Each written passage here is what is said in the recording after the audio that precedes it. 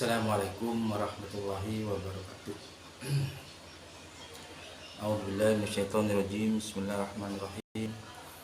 Rabbi shrah li sadri wa yassir li amri wahlul 'uqdatam min lisani yafqahu qawli.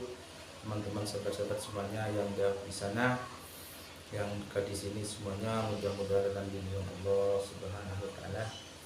Yang menyimak dan yang menyampaikan mudah-mudahan menjadi amal jariah, amal yang selalu limpahan rahmat dan pahala dari Allah Subhanahu.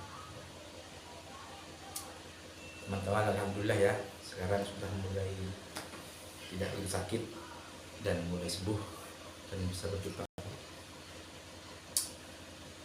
Nah, apa yang saya sampaikan ini adalah tadi pagi ini ada yang ngobrol teman-teman, rebutan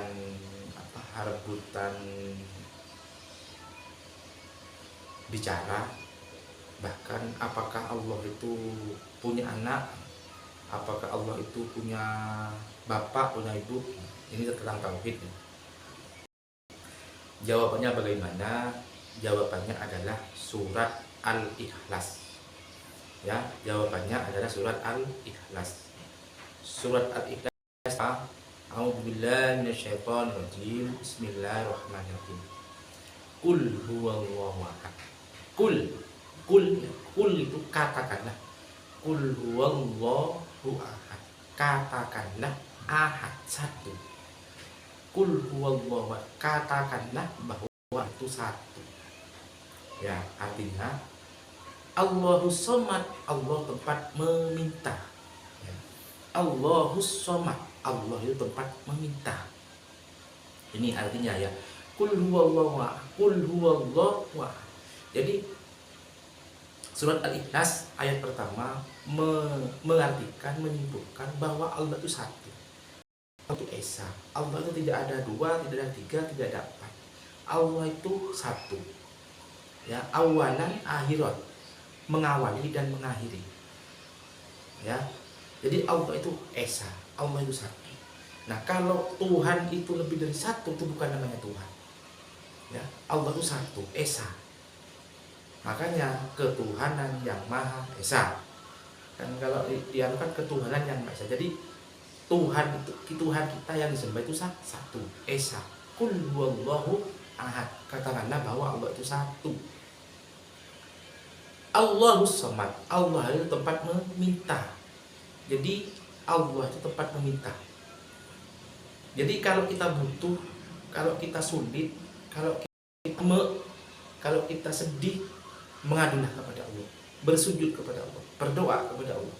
Medianya apa? Sholat 5 waktu, duhur, asar, maghrib, isya, subuh, ditambahi dengan sholat duha, ditambahi dengan sholat tahajud. Itu hal yang lumrah.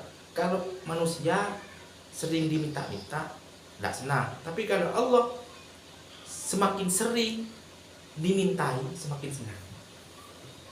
Makanya kalau kita sulit, jangan mengadu ke manusia, tapi mengadunya kepada Allah Subhanahu wa ta'ala. Allahus Somad, Allah tempat meminta. Lam yalid wa lam yulad. Allah itu tidak beranak. Ya, Allah itu tidak beranak. Lam yalid wa lam yakul lam yalid wa lam yulad, dan juga tidak diberanakkan. Allah itu tak pernah, tidak punya beranak, maksudnya tidak punya anak laki-laki, tidak ada anak perempuan, dan juga tidak diberanakkan. Jadi Allah juga tidak punya apa? Tidak punya bapak dan tidak punya ibu. Allah itu berdiri dengan sendirinya. Loh, terus caranya bagaimana kalau kok berdiri sendiri? Caranya bagaimana? Prosesnya bagaimana? Kalau ngomong Tuhan, kalau ngomong Allah, jangan terlalu jauh kita ngomong bagaimana prosesnya. Kenapa? Pola pikir kita, akal kita tidak mampu. Kalau kita terlalu memikir Allah, maka kalau kita tidak kuat ini, maka akan menjadi murtad, akan menjadi keluar dari Islam, murtad namanya. Bagaimana caranya? Yang penting mengenal Allah saja, Allah Subhanahu wa ta'ala, mengenal Allah saja. Nah, kita tidak mampu. Dan kenapa kok tidak mampu? Contoh, seorang Nabiullah Ibrahim itu ingin bertemu dengan Allah. Akhirnya berdoa, ya Allah saya ingin bertemu dengan jenengan ya Allah. Iya sudah dijawab oleh malaikat Jibril, iya akan saya ditemui oleh Allah. Akhirnya Nabi Musa itu, Nabi Allah Ibrahim itu apa? Langsung disuruh ke Gunung Sinai. Ketika ke Gunung Sinai, yang terjadi itu hanyalah kita nyampe sana hanya datanglah sebuah sinar kuning. Hanya sinar saja yang datang, pingsan Nabi Ibrahim itu pingsan. Ketika pingsan, ya itulah maka sadar bahwa manusia itu tidak mampu berhadapan-hadapan dengan hadirat Allah atau zat Allah yang maha besar. Ya, jadi Allah itu tidak diberanak dan tidak diberanakan.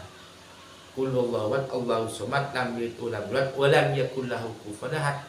Dan semua makhluk yang ada di dunia ini tidak ada yang setara dengannya. Semuanya tidak ada yang setara. Ya, tidak ada yang setara dengannya. Masuk akal nggak? Contoh, kita kan manusia menciptakan ini kursi, menciptakan kursi. Apakah yang menciptakan dan yang diciptakan sama? Nah, itu ya, pasti tidak. Jadi sama dengan angin ya.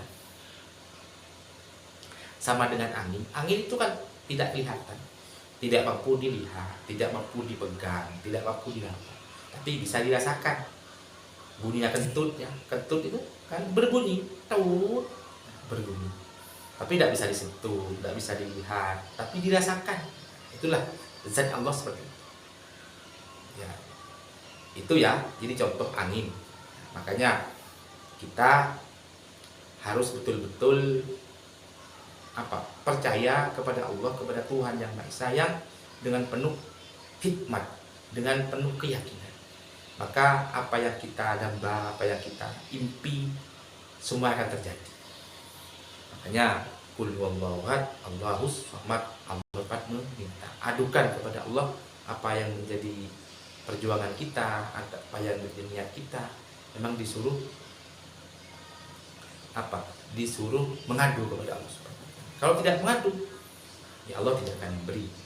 Qul huwallahu ahad, Allahus samad, lam yalid walam yulad walam yakul lahu kufuwan ahad. Itulah sekilas jawaban dari saya mengupas tuntas isi dari surat Al-Ikhlas. Juga banyak ya, keuntungan surat Al-Ikhlas itu juga banyak. Kalau dibaca 3 kali Al-Ikhlas, surat Al-Ikhlas itu sama dengan menghafal Al-Quran. Itu dulu kisahnya terjadi kepada Sayyidina Ali. Jadi Rasulullah itu pernah mengadakan sayembara. Ayo, siapa sahabat-sahabat saya yang mampu menghafalkan atau bisa menghafalkan Al-Quran dengan cara yang paling cepat satu malam ini. Siapa yang paling hafal, paling cepat hatam duluan, maka akan saya nikahkan dengan anak saya, Siti Fatimah Az-Zahra. Yang terjadi apa? Ya, langsung hafalan juga diketahui. Terus yang terjadi langsung Sayyidina Ali, ya Rasulullah, Assalamualaikum, saya sudah hatam duluan. Kaget yang lain, karena yang lain mengaji semua. Ketika ditanya, ya Sayyidina Ali, apakah engkau sudah hatam betul? Betul ya Rasulullah, sudah hatam. Akhirnya diceritakan, kok cepat ya Ali? Ya cepat, karena yang saya bacakan itu surat Al-Ikhlas sebanyak 3 kali. Karena kata Rasulullah, apa yang disebutkan Rasulullah sebelumnya, siapa yang baca surat Al-Ikhlas sebanyak 3 kali, maka pahalanya sama dengan orang yang hatam Al-Quran. Jadi yang dibaca Sayyidina Ali seperti itu. Akhirnya ya hatam duluan gitu, dengan gara-gara pakai licik secara seperti itu. Tapi namanya jodoh, akhirnya diterima oleh Rasulullah dan akhirnya dinikahkan oleh Rasulullah Sayyidina Ali dan Siti Fatimah Az-Zahra. Luar biasa ya, subhanallah ya. Jadi semua teman-teman, sahabat-sahabat, kalau kita dekat dengan orang-orang soleh, orang soleha, orang-orang baik, hidup ini akan jadi indah. Hidup ini akan selalu menyenangkan. Apalagi dai ini selalu dibuat sujud menghadap Allah Subhanahu wa taala, menghadap zat Allah Subhanahu wa taala. Makanya saya terbayang kalau kita matinya husnul khotimah. Setiap langkah kita setiap langkah ini diridhoi oleh Allah. Saya yakin hidup ini akan jadi indah. Hidup ini akan bahagia, luar biasa ya. Jadi mudah-mudahan kita itu ditakdir oleh Allah menjadi hamba ahli surga. Ya, hamba yang sampai di sini. Terima kasih teman-teman ya atas semua dukungan, like-nya, nontonnya, terus nge-share-nya. Saya ucapkan banyak terima kasih karena bermedia ini luar biasa, banyak sahabat dan banyak teman, bisa dikenal oleh banyak orang. Terima kasih ya teman-teman. Inilah uraian sekilas tentang arti dari surat Al-Ikhlas ya. Mungkin itu ya yang bisa kami sampaikan, yang bisa kami bagi pada sore hari ini. Mudah-mudahan manfaat, mudah-mudahan barokah. Kita semua diberikan sehat oleh Allah, dalam lindungannya segala sesuatu apa yang kita mimpikan, yang apa yang kita ingin mudah-mudahan tercapai. Dan kami ucapkan, kami akhiri wallahul muwaffiq ila aqwamit thoriq. Assalamualaikum warahmatullahi wabarakatuh.